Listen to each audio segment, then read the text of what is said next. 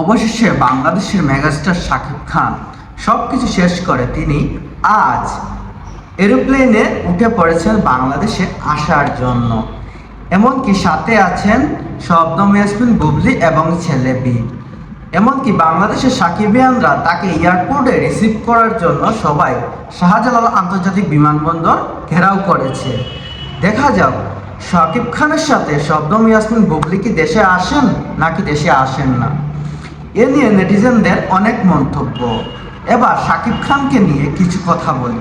যদি আপনারা মনে করেন শাকিব খানের সাথে বুবলি দেশে ফিরে আসেছে, তখন আপনারা কি বলবেন? এদিকে অপু বিশ্বাস শাকিব খানের অপেক্ষায় বসে আছেন দেশে, কারণ শাকিব খান আসলে তিনি শাকিব খানকে নিয়ে সিঙ্গাপুর যাবেন বেড়াতে, সাথে জয়কে নিয়ে, কারণ জয়ের লেখাপড়া সব কিছু তিনি সিঙ্গাপুরে করাবেন। তাই শাকিব খানের অপেক্ষা, কারণ সিঙ্গাপুরে ভর্তি করানোর জন্য বাবা এবং মা দুজনেরই উপস্থিতি থাকতে হয়। তাই অপু বিশ্বাস দীর্ঘদিন ধরে শাকিব খানের জন্য অপেক্ষা করছেন যে কবে আসবেন শাকিব খান, তাকে নিয়ে সিঙ্গাপুর যাবে ছেলে জয়ের স্কুলে ভর্তি করানোর জন্য।